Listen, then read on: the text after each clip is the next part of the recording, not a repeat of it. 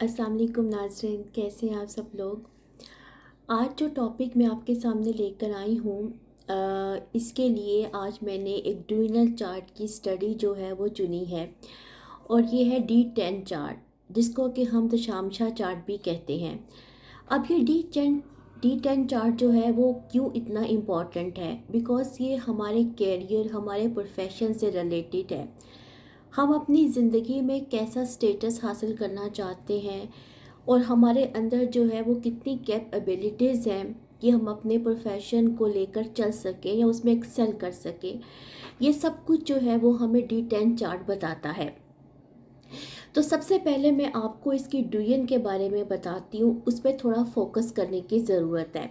Basically D10 chart जो है वो हमारा 10th हाउस जो होता है D1 चार्ट का, उसकी ये जो है वो डिस्क्रिप्शन है। यानी कि जो 10 हाउस होता है उससे रिलेटेड इश्यूज़ को ये दिखाता है। तो आइए हम इसके बारे में बात करते हैं। D10 चार्ट को सबसे पहले जो है वो 10 हिस्सों में डिवाइड किया गया है। और ये जो 10 पार्ट्स हैं ये 10 डिग्रीज के हिसाब से हैं। जैसे कि सबसे पहले अगर ये देखें हम कि 0 डिग्री से लेकर 3 डिग्री जो है वो एक पार्ट, यानी 0 डिग्री से लेकर 3 डिग्री एक पार्ट। इस तरह 3 डिग्री से लेकर 6 डिग्री जो है वो सेकंड पार्ट। 6 डिग्री से लेकर 9 डिग्री जो है वो थर्ड पार्ट। 9 डिग्री से लेकर जो 12 डिग्री है वो फोर्थ पार्ट। 12 डिग्री से लेकर जो है वो 15 डिग्री फिफ्थ पार्ट। 15 डिग्री से लेकर 18 डिग्री जो है वो सिक्स पार्ट। 18 डिग्री से लेकर 21 डिग्री जो है वो सेवन पार्ट है। और इस तरह 21 डिग्री से लेकर 24 डिग्री जो है वो एट पार्ट है। ठीक है, 24 डिग्री से लेकर 27 डिग्री जो है वो नवा हिस्सा, नाइन पार्ट। इस तरह 27 डिग्री से लेकर 30 डिग्री जो है वो लास्ट पार्ट, यानी 10वां हिस्सा। अब ये डिग्री वाइज जो है इसको हमने 10 हिस्सों में डिवाइड कर लिया।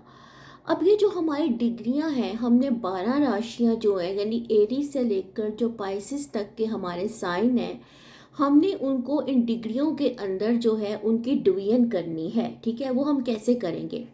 एक तरफ ये चार्ट जो है वो वर्टिकल होगा और एक तरफ ये हॉरिजेंटल होगा। यानी आपने एक साइड पे जो है वो सारी डिग्रियां इसकी लिख ली। ठीक है, डिग्रियां आप मेंशन कर लें और ऊपर जो है वो आपने साइन मेंशन कर दिए, एरी से लेके पाइसिस तक। अब हमने मिसाल के तौर पे हमने इसका एक पार्ट लिया, यानी 0 डिग्री से लेकर 3 डिग्री जो है वो हमने एक पार्ट लिया। सबसे पहले जब हम एरी साइन के अंदर गए तो हमने इसको एरी से ही स्टार्ट करना है। यानी मैं आपको सिर्फ एक पार्ट की अभी आपको डिस्क्रिप्शन दे रही हूँ कि 0 डिग्री से लेकर 3 डिग्री जो है इसका फर्स्ट पार्ट है। जब हम इसकी डिवीजन साइंस के अंदर करेंगे तो सबसे पहले जो एरीज आएगा, हमने जो है वो उसको एरी से ही स्टार्ट करना है। ठीक है, अब जब हम टॉरस में जाएंगे तो टॉरस जो है वो एक इवन नंबर है। ठीक है, अभी हमने इसमें इवन और ऑड नंबर्स को फोकस करना है और यही सारी इसकी जो है वो टेक्निक है। जब हम टॉरस पे जाएंगे तो हमने एरी से जो है वो 9 हिस्से आगे काउंट करने हैं। ठीक है, क्योंकि टॉरस जो है वो एक इवन नंबर है। मिसाल के तौर पे एरीज, एरीज के बाद टॉरस आता है, टॉरस के बाद जेमिनाई। ठीक है, cancer, Leo, Virgo, Libra, Scorpio, Sagittarius and Capricorn. ठीक है, हमने 10th पे आके रुक जाना है। ठीक है, तो 10th अब हम ये कहेंगे कि जो 0 डिग्री से लेकर 3 डिग्री जो टॉरस साइन है वो कैप्रिकॉर्न के अंदर फॉल कर गया। ठीक है, इसी तरह जब हमने जेमिनाई पे जाना है, अब जेमिनाई जो है वो है एक ऑड नंबर। ठीक है, तो जो जो ऑड नंबर होंगे हमने उनको वहीं पे रखना है, हमने वहाँ से जंप नहीं करना। लेकिन जब हम लियो पे जाते हैं, जब हम लिब्रा पे जाते हैं, जब हम एक्वेरियस पे जाते हैं तो उस वक्त हम जंप करते हैं। हम जो 9 साइंस हैं उनको आगे जो है वो काउंट करते हैं, क्योंकि हम D10 चार्ट की बात कर रहे हैं। ठीक है, इस तरह से हमने जब जेमिनाई को यहीं पे हमने स्टॉप कर दिया। ठीक है, अब हम जेमिनाई से कैंसर पे मूव कर रहे हैं। ठीक है, मैं आपको साइंस के हिसाब से 0 से लेकर 3 डिग्री पार्ट की डिवीजन बता रही हूँ। अब जब हम कैंसर में जाएंगे तो फिर हमने जेमिनाई से काउंट किया। ठीक है, यानी जेमिनाई के बाद कौन सा साइन आया, कैंसर, लियो, विर्गो, लिब्रा, स्कॉर्पियो, सेगिटेरियस, ठीक है, कैप्रिकॉन, एक्वेरियस एंड पाइसिस। तो पाइसिस पे आके हमने रोक दिया और हमने कैंसर के नीचे पाइसिस लिख दिया, ठीक है। इस तरह से हमने चलते जाना है और ये हमारी जो है ड्यूयन हो जाएगी एरीज से लेके पाइसिस तक, इसी तरतीब से 0 डिग्री से लेके 3 डिग्री। अब जब आपने नेक्स्ट शुरू करना है, यानी एक पार्ट हमारा कंप्लीट हो जाता है, दूसरा पार्ट हमारा शुरू होता है 6 डिग्री से लेके 9 डिग्री।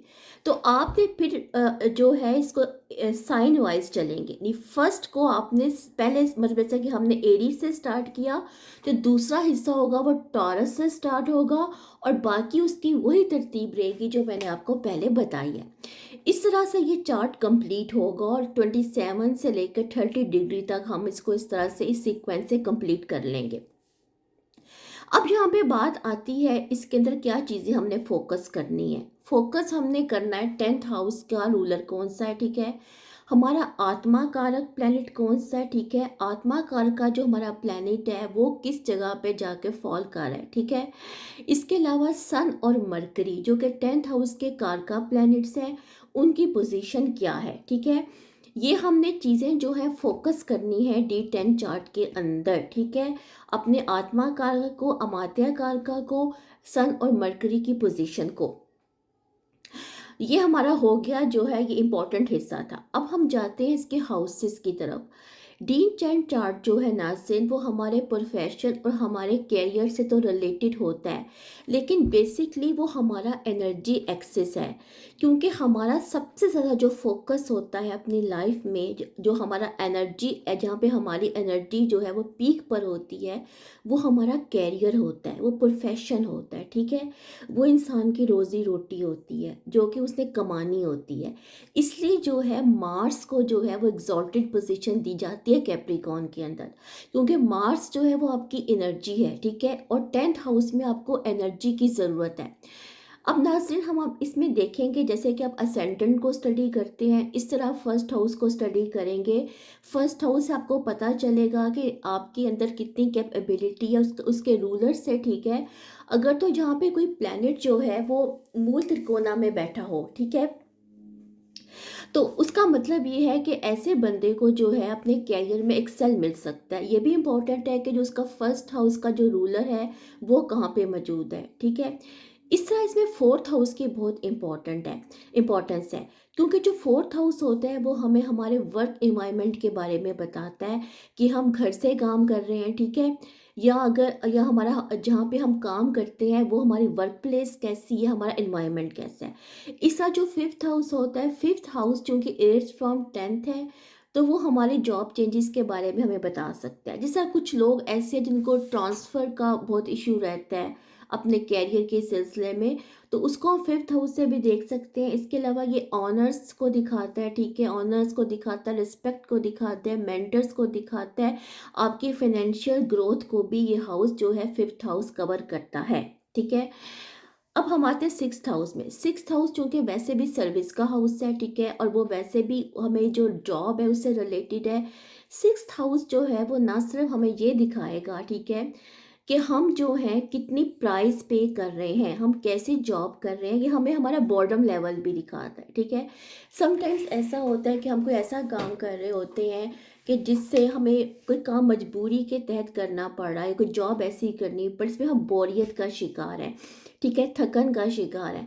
तो हमें जो है वो जो हमारा सिक्स्थ हाउस है उसके अंदर बैठे वाले प्लैनेट हमें ये चीज़ हमें बताते हैं, क्योंकि जो लोग एस्ट्रोलॉजी जानते हैं वो इस बात को जानते हैं कि इसका ताल्लुक हमारे कार्मा के साथ भी है, प्रीवियस कार्मा के साथ भी है। तो कि जो हमारी ब्लॉकेजेस हैं, ऑब्स्टेकल्स हैं जॉब से रिलेटेड, कैरियर से रिलेटेड, वो हमें सिक्स्थ हाउस दिखाएगा। सेवन्थ हाउस जो है वो बहुत इंपॉर्टेंट है, क्योंकि सेवन्थ 10th फ्रॉम 10th है, तो इसके अंदर जो प्लैनेट्स होंगे वो हमारी कैरियर ग्रोथ के बारे में बताएंगे, हमें बताएंगे कि हमारी जो पार्टनरशिप्स हैं, अगर हम कोई बिजनेस कर रहे हैं तो वो कैसी हैं, ठीक है, और ये हमारी जो है कैरियर ग्रोथ के बारे में भी हाउस हमें दिखाता है। अब आते हैं एट्थ हाउस। एट्थ हाउस बहुत इंपॉर्टेंट है नाज़रीन। एट्थ हाउस का ताल्लुक वैसे भी ट्रांसफॉर्मेशंस के साथ है। जॉब चेंजेस यहाँ से भी देखी जाएगी, लेकिन ये रिटायरमेंट लाइफ को दिखाएगा। ठीक है, इंसान की ज़िंदगी जो रिटायरमेंट के बाद स्टार्ट होती है, या रिटायरमेंट से क्या बेनिफिट हासिल होते हैं, कितनी पेंशन आती है, ये हमें जो है वो एट्थ हाउस दिखाएगा। एट्थ हाउस जो है वो आपकी रेपुटेशन दिखाता है, स्कैंडल्स को बताता है। ठीक है, मतलब कुछ लोग ऐसे हैं जो किसी वर्क प्लेस पे होते हैं, लेकिन उनको कोई ह्यूमिलेशन का सामना करना पड़ता है, वो किसी स्कैंडल में इन्वॉल्व हो जाते हैं। तो ये चीज़ हमें जो है वो एट्थ हाउस से पता चलती है। अगर एट्थ हाउस का रूलर टेंथ हाउस के साथ कनेक्ट हो जाए, टेंथ जो है वो एट के साथ कनेक्ट हो जाए, तो समटाइम्स जॉब में अनस्टेबिलिटी दिखाएगा। ठीक है, तो नाज़रीन जो इसमें सन की पोजीशन है वो अच्छी नहीं समझी जाती। सन जो है वो कहते हैं इसके बारे में, जो मैंने पढ़ा कि सन जो है वो रेपुटेशन को दिखाता है, यानी बैड रेपुटेशन को। अगर सन यहाँ पे होगा तो हो सकता है ऐसे बंदे को कोई बैड रिप्यूट का सामना करना पड़े। अब आता है हमारा नाइन्थ हाउस। नाइन्थ हाउस आपके बॉस के साथ आपके रिलेशनशिप को दिखाता है। ठीक है, और दूसरी बात है, अगर आप अपने जॉब में कोई प्रोजेक्ट कर रहे हैं तो आपके उस प्रोजेक्ट को दिखाएगा। ठीक है, इसके अलावा कुछ लोग ऐसे होते हैं जो कि जॉब के अंदर अंडर रहकर स्टडीज़ कर रहे होते हैं, फर्दर स्टडीज़ कर रहे होते हैं, तो नाइन्थ हाउस का ताल्लुक उससे भी है। ठीक है, अब टेंथ हाउस आता है। टेंथ हाउस चूँकि इसका कार का जो है वो हाउस है जिसको हम स्टडी टेंथ हाउस को कर रहे हैं, तो टेंथ हाउस के अंदर जो प्लैनेट्स हैं अगर वो डेबिलिटेशन में है, ठीक है, तो वो आपको स्ट्रगल दिखाएंगे कि आपको अपने कैरियर में कितनी स्ट्रगल करनी पड़ेगी।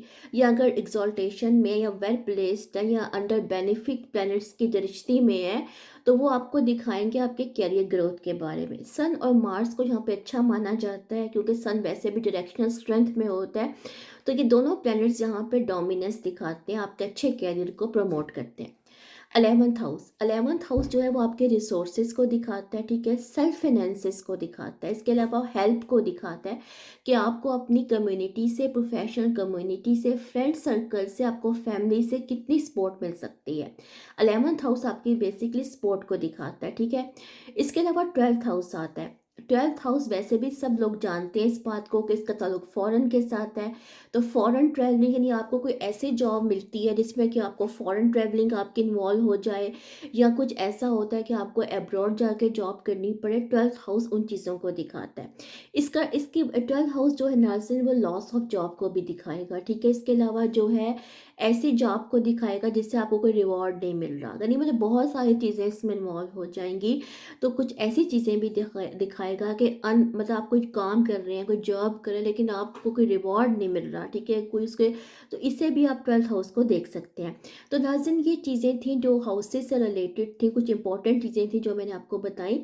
इसके अलावा D10 चार्ट जो है उसके अंदर एक बहुत इंपॉर्टेंट पार्ट है, वो है उसकी डायरेक्शंस का, उसके डेटीज़ का, क्योंकि हर जो डेटी 10 डेटी है, ठीक है, इसके साथ, और वो 10 डेटी के साथ हर एक एक प्लैनेट इन्वॉल्व है और डायरेक्शन इन्वॉल्व है।